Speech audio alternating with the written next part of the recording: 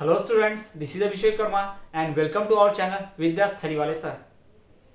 सो students, आज हम आपके लिए लेकर आए हैं क्लास 10 सीबीएसई एनसीईआरटी का सीरीज का सेकंड चैप्टर फेडरलिज्म का 7th वीडियो लेक्चर।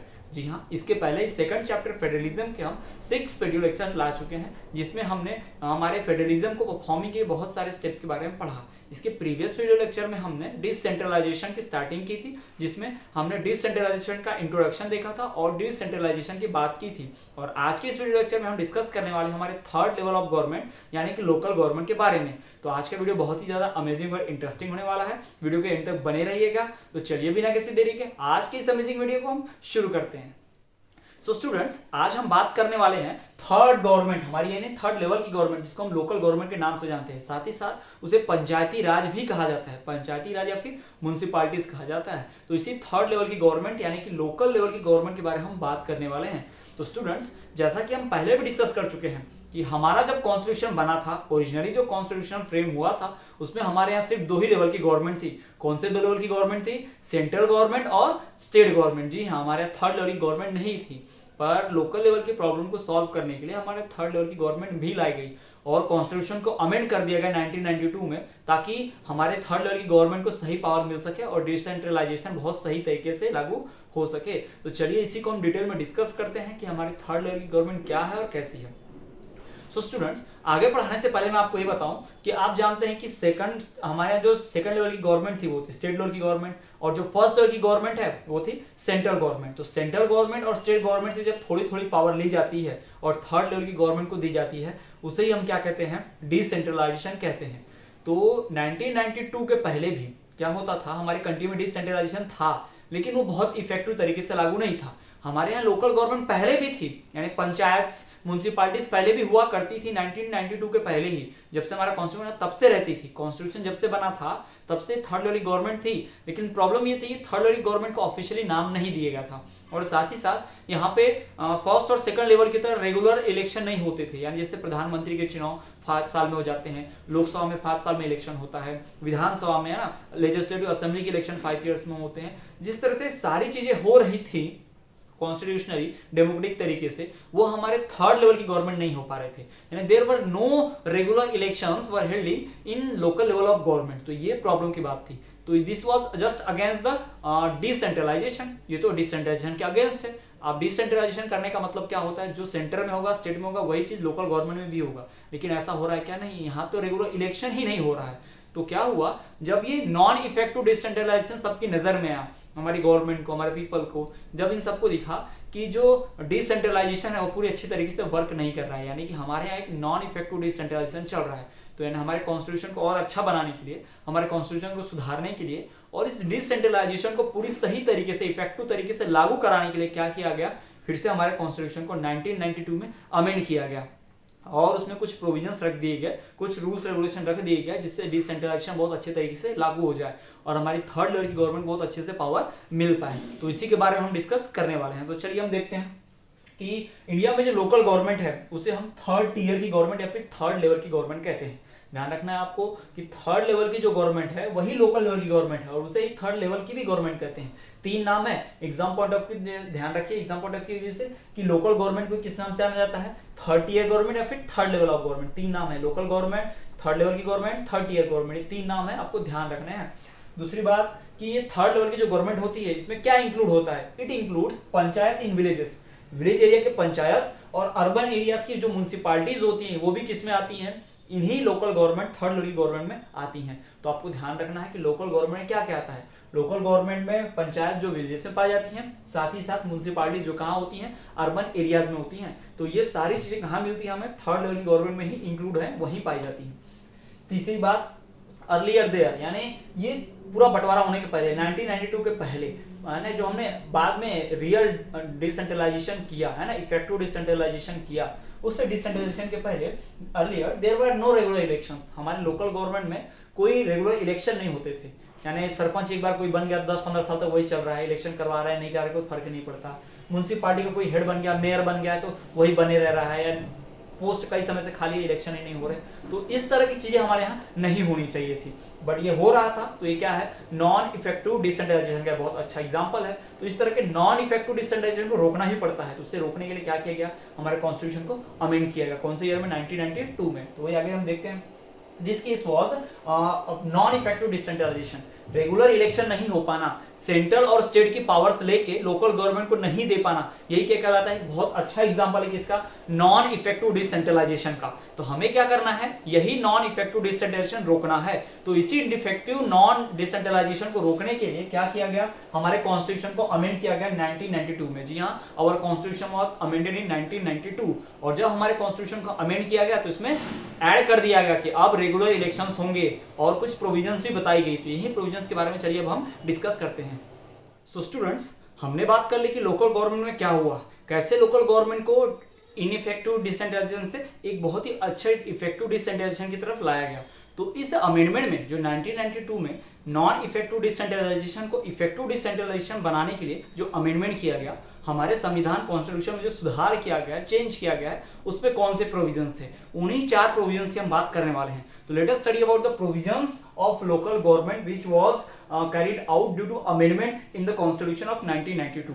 जी हाँ, 1992 के अमेंडमेंट में हमारे संविधान में जो परिवर्तन हुए, जो चेंजेस किए गए, प्रोविजंस बनाए गए, प्रावधान लाए गए लोकल गवर्नमेंट के, उसकी हम बात करते हैं।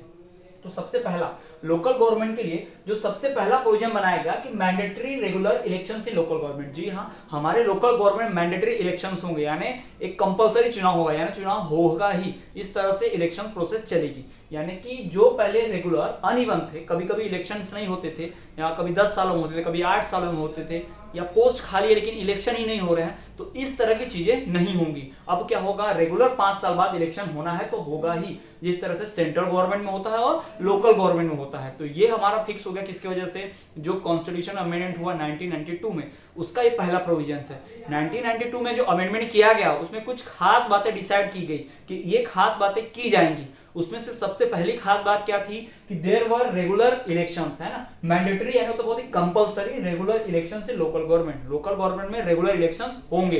दूसरी खास बात कि सीट्स जो थी वो रिजर्व कर दी गई, एससीज, एसटीज, ओबीसीज और साथ ही साथ विमेन्स के लिए भी क्या कर दी गई, सीट्स रिजर्व कर दी गई। विमेन को लिए सीट रिजर्व करने के साथ साथ एससी, एसटी और ओबीसीज इन बैकवर्ड क्लासेस के लिए भी क्या किया गया है, सीट्स रिजर्व कर दिया गया है, रिजर्वेशन प्रोवाइड किया गया है in election electing bodies and executive heads, यानी जो भी इंस्टीट्यूशन होंगे उनके हेड बनने के लिए भी सीट रिजर्व होगी, और उसमें जो इलेक्शन कैंडिडेट पार्टिसिपेट करेंगे उनके लिए भी क्या होगा, रिजर्वेशन चलेगा।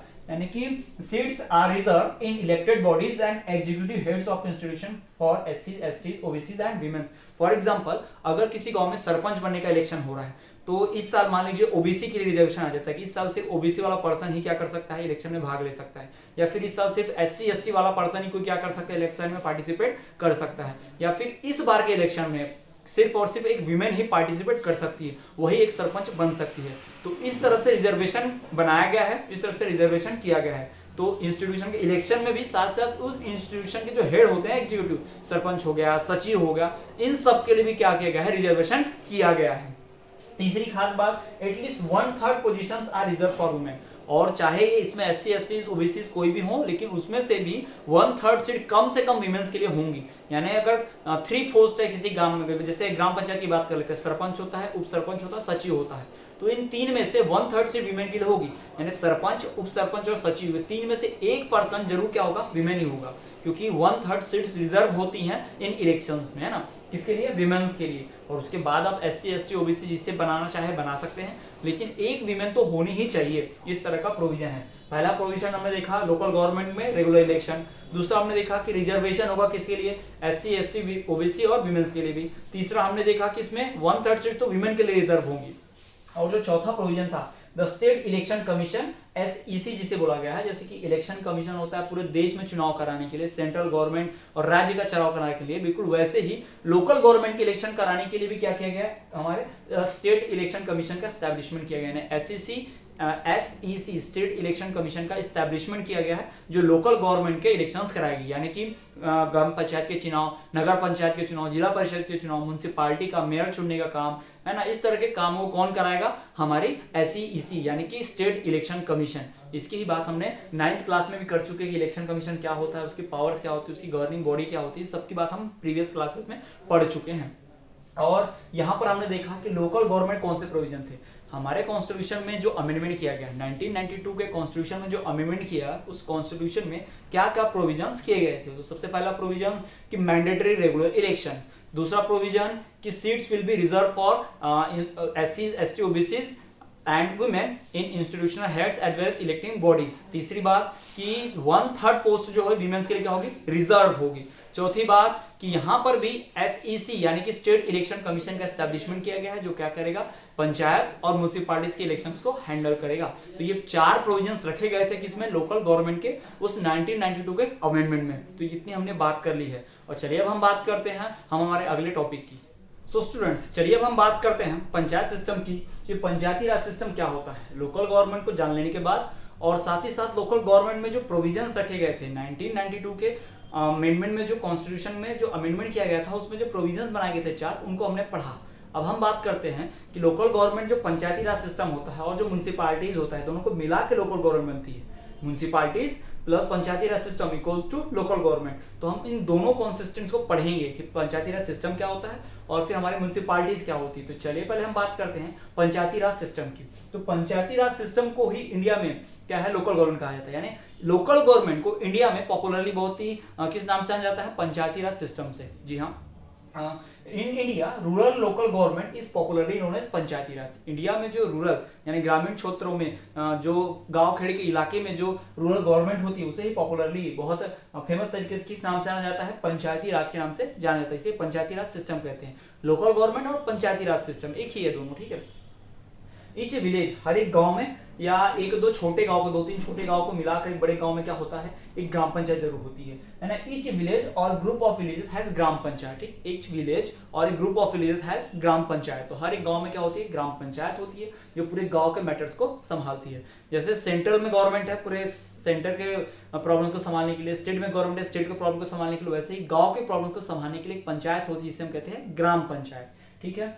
ऑल्सो कंसिस्ट, अब इस ग्राम पंचायत में क्या होता है, ग्राम पंचायत में सरपंच होता है, वार्ड मेंबर्स होते हैं ना, कि गांव में अलग अलग वार्ड बने होते हैं। या सिंपल भाषा समझिए, एक गांव, तो उस गांव में छोटी छोटी कॉलोनी आता है, हर कॉलोनी से एक वार्ड मेंबर, यानी एक वार्ड से एक वार्ड मेंबर चुना जाता है। ठीक, और ये वार्ड मेंबर्स, मान लीजिए किसी गांव में 10 कॉलोनी है तो 10 वार्ड मेंबर चुन लिए, 10 वार्ड मेंबर्स और एक सरपंच मिला के 11 लोग पूरे ग्राम पंचायत को चलाएंगे। ठीक, एक कंसिस्ट वार्ड मेंबर, जिसे क्या पंच भी कहा जाता है हिंदी में, और एक हेड होता है जिसे हम ग्राम प्रधान या फिर सरपंच कहते हैं। ठीक है, नोन एज सरपंच। तो ये लोग मिलकर ग्राम पंचायत को चलाते हैं।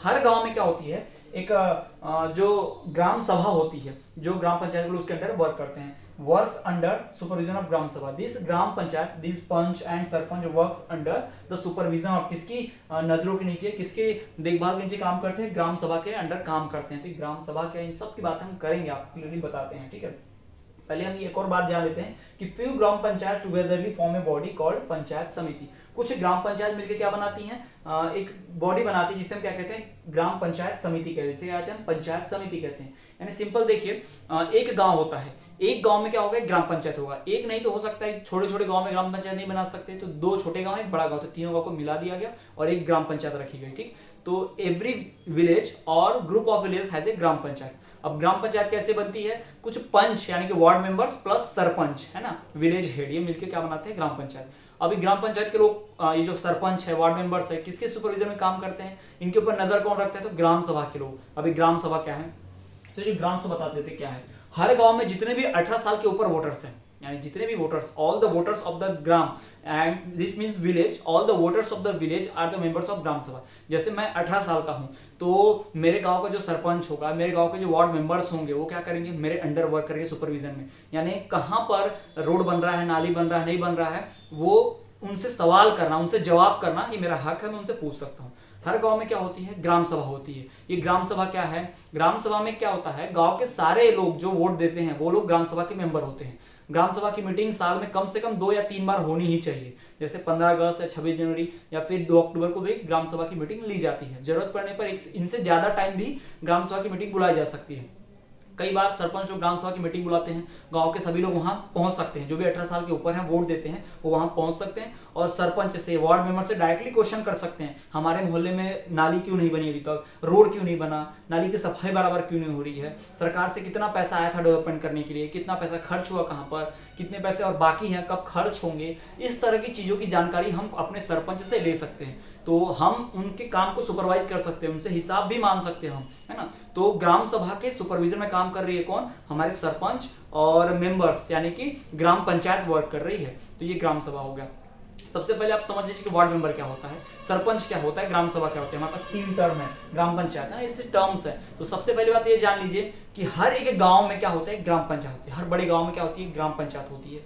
ग्राम पंचायत का जो समझ लीजिए एक बॉडी है, बॉडी मतलब एक ग्रुप जैसा है, इसमें एक हेड होगा और कुछ मेंबर्स होंगे। तो हेड कौन होता है, सरपंच, जिसे विलेज हेड भी कहा जाता है, यानी ग्राम प्रधान भी कहा जाता है। वो अपने साथ काम करने के कुछ हेल्पर मेंबर्स को चुनता है, यानी पूरे गांव को अकेला वो नहीं संभाल सकता, तो अपने अपने गांव के मोहल्ले को संभालने के लिए एक एक मेंबर को चुनता है, जिसे क्या कहते हैं, वार्ड मेंबर्स कहते हैं ना। यानी कि ये जो सरपंच है ये अपने साथ काम करने के लिए चुनता है, वार्ड मेंबर्स को चुनता है ना। ये वार्ड मेंबर्स मिलकर सरपंच की हेल्प करते हैं, है ना। सरपंच अकेले गाँव को थोड़ी संभाल सकता है, वो अपने लिए वार्ड मेंबर्स को चुन लेता है। ठीक, सरपंच और वार्ड मेंबर्स जो मिला के क्या बनता है, ग्राम पंचायत बनती है। और ये ग्राम पंचायत किसके अंडर वर्क करते हैं, ग्राम सभा के अंडर वर्क करते हैं। ग्राम सभा में कौन रहते हैं, वोटर्स रहते हैं गांव के, यानी सारे वोटर्स जो 18 साल के ऊपर हैं वो सारे के सारे क्या हैं, ग्राम सभा के मेंबर्स हैं। ग्राम सभा एक गवर्निंग बॉडी है जो क्या करती है, अपने सरपंच और वार्ड मेंबर से सवाल कर सकती है कि किस तरह के डेवलपमेंट के वर्क हुए हैं और किस तरह के डेवलपमेंट वर्क होने वाले हैं। ठीक है, तो इतना सब होता है किसमें, पंचायती राज सिस्टम में। तो ये हमने बात कर ली पंचायती राज सिस्टम की। और आपको ध्यान रख लेना है कि कुछ पंचायत मिलके, जैसे ये गांव है, आसपास एक और 2 गांव, ये 2-3 गांव के पंचायत मिलके आपस में क्या बना लेती है, पंचायत समिति बना लेती है और आसपास के 3-4 गांव की प्रॉब्लम को सॉल्व करने के लिए वो गवर्निंग बॉडी काम करती है। तो इस तरह से आप समझ गए कि एक दूसरे की हेल्प से एक दूसरे को कंबाइन करके कैसे वर्क होता है लोकल गवर्नमेंट में। तो ये हमने बात की है पंचायती राज सिस्टम की। अब हम बात कर लेंगे जिला परिषद की। सो स्टूडेंट्स, पंचायती राज सिस्टम को पढ़ने के बाद अब हम बात करने वाले जिला परिषद की। जी, पंचायती राज सिस्टम में हमने पढ़ा कि हर गांव में या कुछ गांव के ग्रुप को मिलाकर क्या बनता है, एक ग्राम पंचायत बनती है। ठीक है, तो ग्राम पंचायत क्या होती है, उसमें सरपंच और वार्ड मेंबर्स होते हैं। तो ग्राम पंचायत और दूसरे गांव की ग्राम पंचायत, यानी आसपास के 2-3 गांव की ग्राम पंचायत, यानी उस तहसील यानी कि उस तालुका यानी उस आसपास के जो भी गांव होंगे, जितने भी ग्राम पंचायत होगी, ये लोग मिलकर आपस में ग्रुप बनाते हैं, जिसे लोग क्या कहते हैं, पंचायत समिति कहते हैं। क्या कहते हैं इसे, पंचायत समिति कहते हैं ना, पंचायत समिति कहते हैं।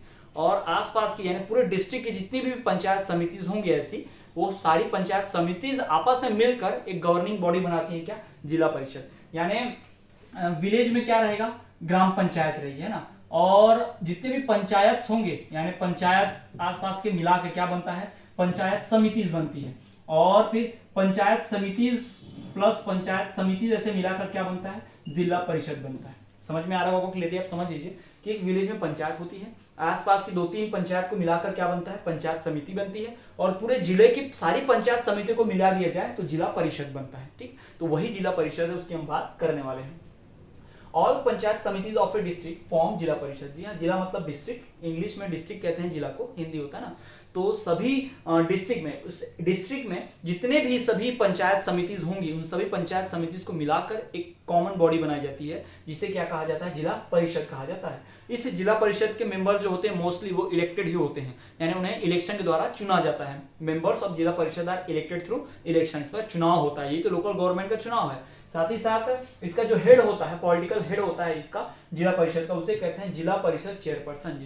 क्या कहा जाता है, जिला परिषद चेयरपर्सन कहा जाता है। अध्यक्ष, चेयरपर्सन मतलब अध्यक्ष समझ लीजिए। ठीक है, तो जिला परिषद चेयरपर्सन क्या होता है, जिला परिषद का पॉलिटिकल हेड होता है। तो ये हमने बात की स्टूडेंट जिला परिषद की, कैसे जिला परिषद की बॉडी फॉर्म होती है और वो कैसे वर्क होती है, उसमें इलेक्शन क्या होता है। अब हम बात करने वाले हैं हमारे तीसरे, जो कि है हमारा म्युनिसिपैलिटीज। जी हाँ, हमने पंचायती राज सिस्टम, जिला परिषद को पढ़ लिया है। अब उसके बाद हम बात करेंगे हमारे तीसरे गवर्निंग बॉडी जो कि है म्युनिसिपैलिटीज की। सो स्टूडेंट्स, चलिए हम बात करते हैं हमारे तीसरे की, जो कि है हमारा तीसरा गवर्निंग बॉडी म्युनिसिपैलिटीज और म्युनिसिपल कॉर्पोरेशन। जी हाँ, हमारे लोकल गवर्नमेंट का जो दूसरा कॉन्स्टिट्यूट है, हमने बात की पंचायती राज सिस्टम की, साथ ही साथ हमने उसके बाद बात की जिला परिषद की, और हमारा जो तीसरा लोकल गवर्नमेंट का पार्ट है, कॉन्स्टिट्यूएंट है, वो क्या है, म्यूनसिपालिटीज। जी हाँ, म्यूनसिपालिटीज जो होती हैं वो दो लोकल गवर्नमेंट बॉडी से मिलकर बनी होती हैं, म्यूनसिपालिटी और म्यूनसिपल कॉर्पोरेशन। जी हाँ, ये दो अलग अलग होती हैं। सबसे पहली बार अगर आप कंफ्यूज हो रहे हैं तो मैं आपको बता दूं, लोकल गवर्नमेंट को अगर आप डायग्रामेटिकली समझना चाहते हैं तो लोकल गवर्नमेंट जो होती है ना, उसमें क्या होते हैं, 3 कॉन्स्टिट्यूट होते हैं। कौन से 3 कॉन्स्टिट्यूट होंगे? एक तो होगा पंचायती राज सिस्टम, ठीक, पंचायती राज सिस्टम। दूसरा इसमें क्या होता है, जिला परिषद। तीसरा इसमें हमने बात की किसकी, म्यूनसिपालिटीज की। किसी बात की हमने, म्यूनसिपालिटीज की। तो इस तरह से पंचायती राज सिस्टम होता है, जिला परिषद होता है और म्यूनसिपालिटीज होती हैं। अब इस म्यूनसिपालिटीज में भी 2 होती हैं, एक म्यूनसिपालिटी और एक साथ ही साथ म्यूनसिपल कॉर्पोरेशन, एक म्यूनसिपल कॉर्पोरेशन। तो इस तरह से आप ध्यान रखिए, लोकल गवर्नमेंट की बॉडी कुछ इस तरह से परफॉर्म करती है, वर्क होती है। इसका डिस्ट्रीब्यूशन कुछ इस तरह से, आपको कंफ्यूज नहीं होना है, ठीक है।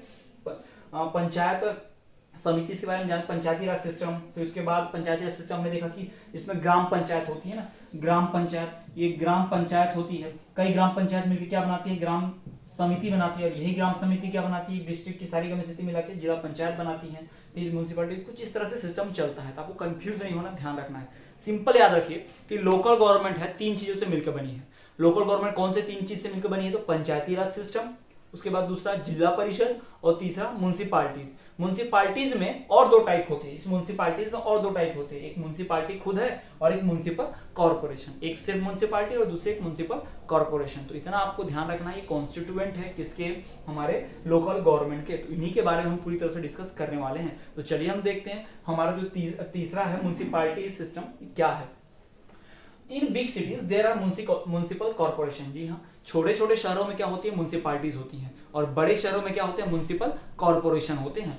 तो बिग सिटीज में क्या होता है, म्यूनसिपल कॉर्पोरेशन होता है, और ये सारे के सारे इलेक्टेड बॉडीज हैं। पहले इलेक्शन नहीं होते थे रेगुलर, इसलिए क्या था, ये नॉन आइडियल क्या होता था, ये डिसेंट्रलाइजेशन, यानी अच्छा काम करना डिसेंट्रलाइजेशन नहीं था, सिर्फ नाम का डिसेंट्रलाइजेशन था। लेकिन जब से अमेंडमेंट हुआ 1992 में, इलेक्शन मैंडेटरी कर दिए गए, रेगुलर इलेक्शन मैंडेटरी थे। इस वजह से सब जो लोग इसमें चुने जाते हैं, चाहे वो जिला परिषद हो, म्यूनसिपालिटी हो, म्यूनसिपल कॉर्पोरेशन, कोई हेड हो, सब हो, इस सारे के सारे किससे चुने जाएंगे, सिर्फ और सिर्फ इलेक्शन के द्वारा, यानी फ्री एंड फेयर इलेक्शन होगा।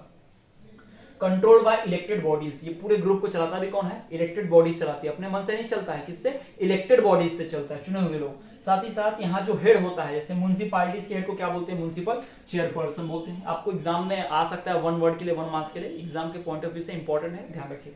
जो म्यूनसिपालिटीज का हेड होता है उसे कहते हैं म्यूनसिपल चेयरपर्सन। जो म्यूनसिपल कॉर्पोरेशन का हेड होता है उसे कहते हैं मेयर। याद रखिए, म्यूनसिपल कॉर्पोरेशन का क्या होता है, मेयर। बड़ी सिटीज में क्या होता है, मेयर, क्योंकि बड़ी सिटीज में क्या होती है, म्यूनसिपल कॉर्पोरेशन, जिसको हम महानगर पालिका बोलते हैं। आप ध्यान रखिएगा, छोटी सिटी है तो नगर पालिका, बड़ी सिटी है तो महानगर पालिका। नगर पालिका का मतलब क्या होगा, जो छोटी सिटी है यानी कि म्यूनसिपालिटी है ना, और जो बड़ी है उसको क्या बोलते हैं, म्यूनसिपल कॉर्पोरेशन।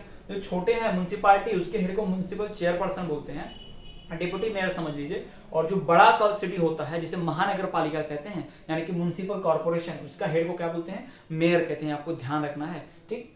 और इस तरह की जो लोकल गवर्नमेंट हमारे बना है सिस्टम की, पहले तो 3 लेवल की गवर्नमेंट, उस 3 लेवल के तीसरे लेवल की गवर्नमेंट में और भी 3 टाइप की गवर्नमेंट जैसे हो गई ना, एक ग्राम पंचायत है ना, पंचायती राज सिस्टम इसको बोला है, फिर जिला परिषद, फिर हमारा म्यूनसिपालिटीज, उसमें भी 3 लेवल की गवर्नमेंट। तो पूरे वर्ल्ड में कहीं भी 3rd लेवल की जो गवर्नमेंट सेटअप हुई हैं, उनमें से सबसे बड़ी जो गवर्नमेंट है, लार्जेस्ट लोकल लेवल की गवर्नमेंट है हमारे इंडिया में।